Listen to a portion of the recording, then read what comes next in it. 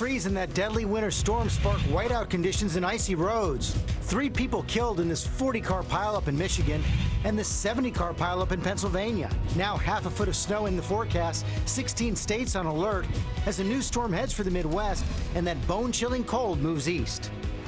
Reality star president. You're fired. A stunning announcement from President-elect Trump overnight, staying on as executive producer of Celebrity Apprentice with Arnold Schwarzenegger as the host, and Hillary Clinton reemerges, lashing out about those fake news stories. This isn't about politics or partisanship. Lives are at risk. Holiday shopping alert. 4 of your favorite stores face a major lawsuit accused of deceptive advertising for prices like these. Are you being offered fake deals? Miracle twins. The conjoined sisters successfully separated after 17 hours of surgery. Thank you to all the doctors, Harmon, for believing. The hero team of 50 doctors and nurses delivering hope for the holidays. Live in Times Square, this is GMA with Robin Roberts, George Stephanopoulos, and Michael Strahan. And good morning, America. Happy Friday to everyone. We have a lot to get to this morning, but take a look outside. Everyone bundled up right there in Times Square. No mistaking, it is December right now. That's right. And the entire country, nearly the entire country, is below freezing with those wind chills. There is near zero visibility in a lot of places. This is a look at the roads in Cleveland. They are very treacherous as people are waking up and making their way into work today. Yeah, and out west, take a look at this message of solidarity from someone in Oregon. I think that's something that could go for around the country. Stay warm is what they wrote on that car, and you didn't wear a jacket into work today. I had a really cozy sweater, and then I got into a really warm car, so that might be why I didn't wear a jacket. Let's go right out now to Rob Marciano, who is in Ellicottville, New York, where they are seeing a lot of snow this morning. Good morning, Rob. Good morning, Amy. Not so warm here. It's been snowing all night across western New York. These sidewalks and streets have been plowed several times already, about 10 inches falling here, 20 inches in some other spots. You know, it's been a pretty slow start to the snow season, a mild fall, which has those Great Lakes primed for big snow events, and this Arctic blast is producing just that. Overnight, dangerous pileups across the Great Lakes as winter plows in with a vengeance. This is the skating rink. This is 2 more going in the ditch. 70 vehicles slamming together on Interstate 90 near Erie, Pennsylvania. This is what it looked like stuck inside one of those tipped-over vehicles. Rescue crews racing to pull people out from the mess. We had some people trapped in vehicles. Slick roads causing this 50-car pileup in Lake County, Ohio. And this crash in Lansing, Michigan, where 3 people died. The blinding snowstorms coming in fast, catching some people off guard. Driving conditions in these lake-effect snow bands can deteriorate in a hurry. Just 10 minutes ago, there was barely any snow. The storms fueled by that Arctic blast moving over the warm Great Lakes. Look at it spin. The instability so strong, it created this water spout over Lake Erie. We're looking at two inches an hour. Once you plow, you got to replow, and then you got to keep salting, and you plow your salt back up. Nonstop. It is nonstop. It's definitely nonstop. And they're going to have their hands full again today. I can tell you that the roads in and out of these towns, they are dicey for sure. This snow is pretty light. I'm not sure that's good or bad for clearing roads, but it's going to keep coming down. We expect at least another foot. Lake effect snow warnings in effect through tomorrow, and then a larger system coming on Sunday, which means it may be snowing for the Buffalo Bills game against the Steelers Sunday afternoon. Guys, back to you. All right, thank you, Rob, and you and everybody else out there be safe on those roads. And let's go to Ginger. And there's more snow and even colder temperatures on the way, huh? That next widespread system that Rob was just alluding to already creating a mess in Nevada. So they're also seeing the slide-offs, the pile-ups, and that storm is going to regenerate now east of the Rockies and drop snow. And I'm talking a half foot or more. It looks like just Chicago or North Chicago to Milwaukee, right through parts of Michigan that are getting hit already by all that lake effect, and into parts of New York and New England. This will take us through the end of the weekend, and that Arctic air is coming along with it, right? So many folks feeling like winter this morning. 28 that feels like in Dallas, even Nashville at 16. We're in the 20s here, but for Minneapolis, mine out there, 26 below. And you guys, I don't even want to show this. It's that bad. The Arctic Express is going to settle in by next week. Oh. This is how ugly it's looking. Wait, did you just say settle in? It's by settle in, I mean the pattern looks like December. And below average, yes. I'm so sorry. I'm not sure we can thank you for all that, Ginger. But Mike, I got to ask you, Rob was talking about that Bills game. What's it like to play in the snow? Great. I love it. Really? I love the snow. Yeah, you slide around, you hit it's fun. You hit each other. It's more fun than cold rain. Oh, yeah. That's the worst. Snow is fun. Not saying all that much, but we're going to move on right now to the Trump transition. President-elect held another thank you rally last night in Iowa, introduced their governor as his choice for ambassador to China. As we learned, Trump plans to stay on as executive producer of Celebrity Apprentice while president. ABC's Tom Yamas is in Des Moines with the story. Good morning, Tom. George, good morning to you from a very chilly Iowa. And that's right, it appears that Donald Trump is going to keep a financial tie in show business while questions linger over his real estate business. This as President-elect Trump extends an olive branch to China with a very important diplomatic pick. President-elect Donald Trump announcing how he's going to deal with a growing superpower. We have to approve is our relationship with China. In Iowa, Trump telling the crowd he's fixing the problem by appointing their governor, Terry Branstad, to be the ambassador to China, largely because Branstad has had a long, friendly relationship with China's leader, Xi Jinping.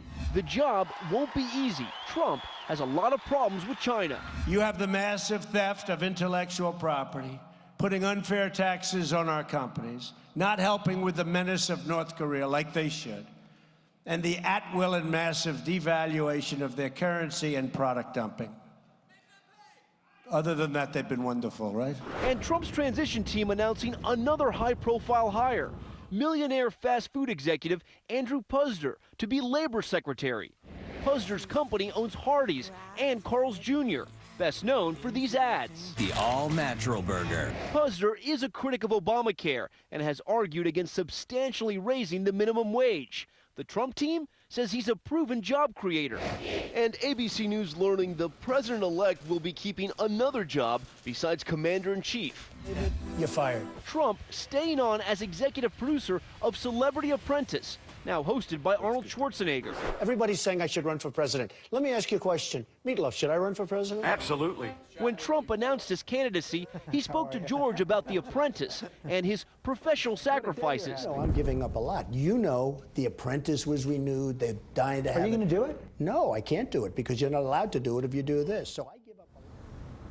And Trump's spokeswoman tells me we'll get more details on this at a news conference next Thursday when Trump talks about his business ties. And I've just got off the phone with the top transition source who tells me this morning Speaker Paul Ryan, for the first time, will head to Trump Tower in Manhattan to meet with the president-elect on Trump's home turf. This is another sign that both these Republican leaders are trying to mend fences. George? Okay, Tom, thanks very much. Lots to talk about now with John Carls down in Washington. John, let's begin with that news of Celebrity Apprentice. Again, something new with Donald Trump every single day, but it's only going to add to questions about his conflicts of interest in the White House. Yeah, this is something else, but in a way it's hardly a surprise. The Apprentice is his pride and joy. I have no doubt that if he could find a way to do it while he was president of the United States, he would still host the program. But George, it raises serious questions, conflict of interest questions. We've never seen a president have an interest in a broadcast network. It raised questions about the advertisers who spend money on the program. Will they be trying to curry favor with the president? Serious questions, but not all that surprising. And now we see his cabinet picks. We've got that new Secretary of Labor nominee, the new nominee for Environmental Protection Agency, opposed by environmentalists, the Secretary of Labor nominee opposed by organized labor. No question, you got a new sheriff in town. Yeah, absolutely. And you have a very conservative cabinet emerging, one that is filled with business leaders and military leaders, one that conservatives can like. But I'll tell you, George, he's meeting with Paul Ryan today, as you heard Tom say. He is headed towards a potential real conflict with conservatives in Congress as he puts out his agenda.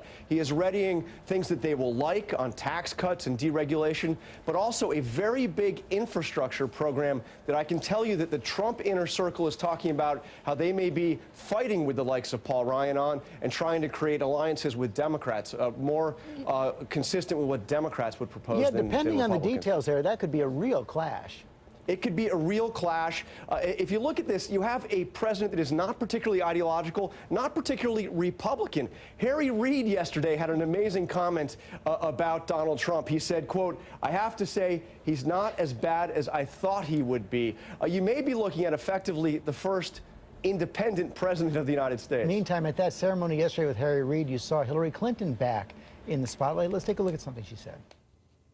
The epidemic of malicious fake news and false propaganda that flooded social media over the past year, it's now clear that so-called fake news can have real-world consequences.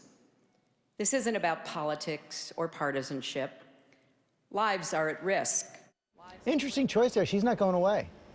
Absolutely not. You know, after that contentious 2000 campaign, which Al Gore won the popular vote and basically disappeared after the election, that is not going to be the case, I don't believe, with Hillary Clinton. She won a big popular vote victory. Her people will tell you she got more votes for president than any white male in American history. I do not think she is going away. She remains the most prominent voice in the Democratic Party. Okay, John Carl, thanks very much. A lot more coming up this Sunday on This Week.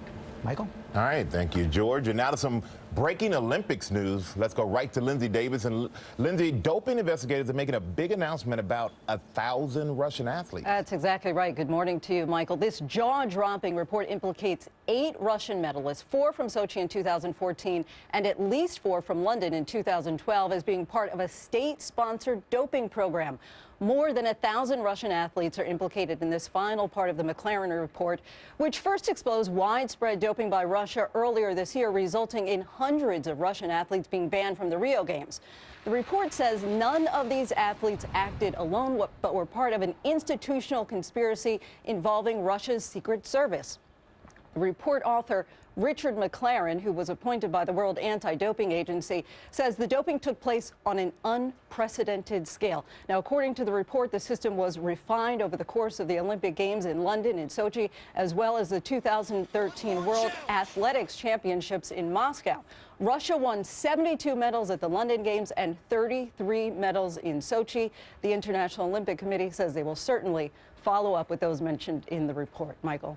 All right, thank you, Linda. That completely changes, you know, if you didn't win a medal, maybe you move up. Completely changes the Olympics. All right, and now to a big travel alert about a change that could be coming to your flights. Officials are now considering allowing Wi-Fi calls from planes. ABC's David Curley is at Reagan National Airport with more on that. Good morning, David.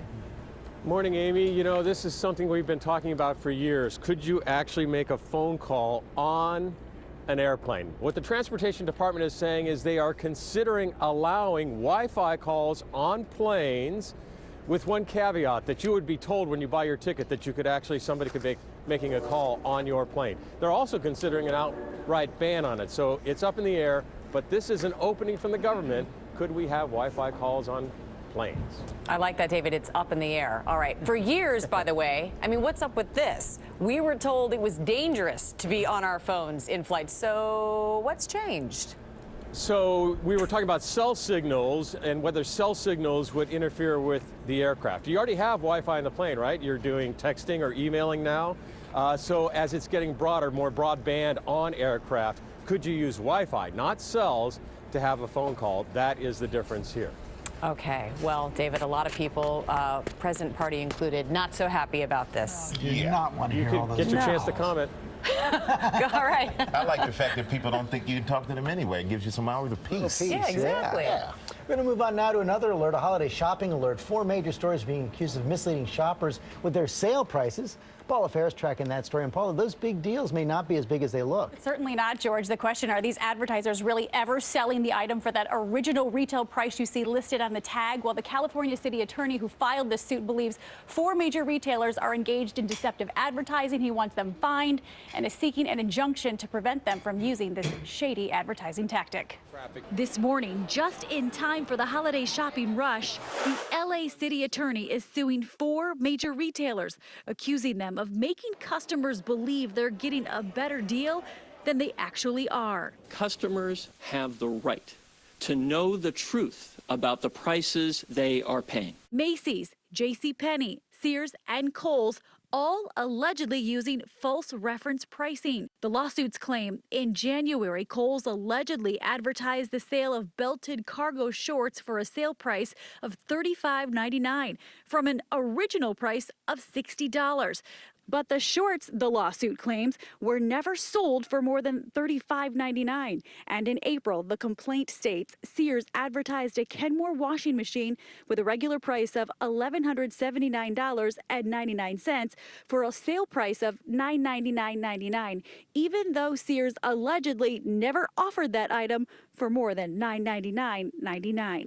Also, according to this lawsuit, Macy's prominently advertises that its false discounts are being offered for only a limited time in order to create a false sense of urgency and to mislead customers that they will miss out. A lawsuit like this sends a very strong message to the retail market that if they are engaging in false advertising, that they'll think twice about those practices. JCPenney, Sears, and Macy's tell ABC News they do not comment on pending litigation. Kohl's did not respond to a request for comment.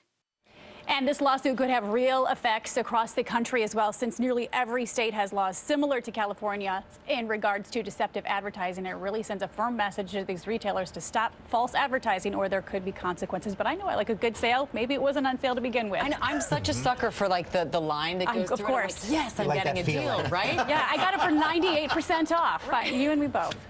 We are going to celebrate a great American life right now. So many weighing in on John Glenn, including President Obama. He said that he was the last of America's first astronauts. He's left us, but propelled by their example, we know that our future here on Earth compels us to keep reaching for the heavens. He died yesterday at the age of 95 after a life defined by adventure and duty, from the battlefields of World War II to the frontiers of space and the floor of the Senate.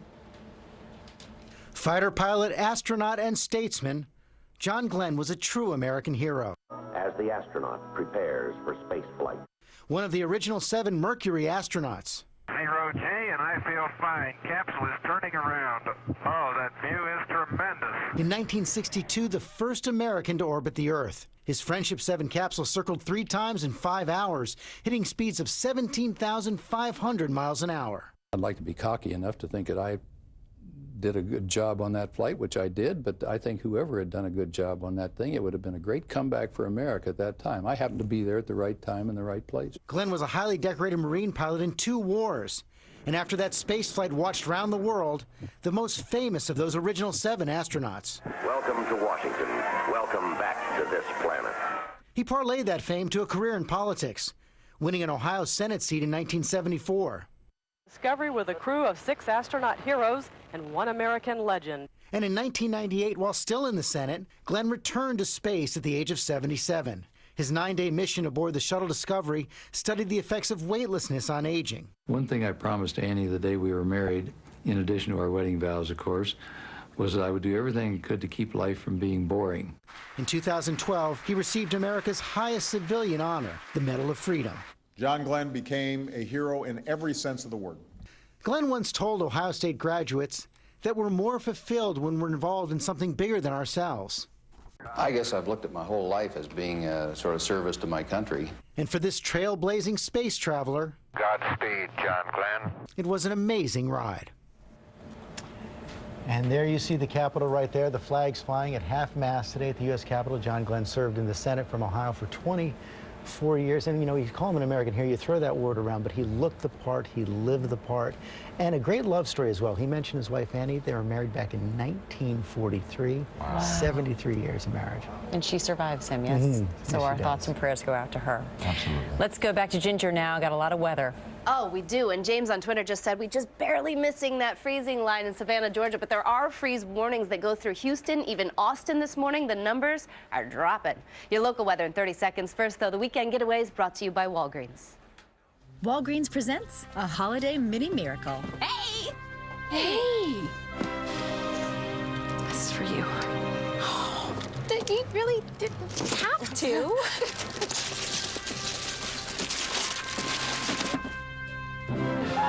Getting the gifts you almost kept for yourself? Now that's a holiday mini miracle.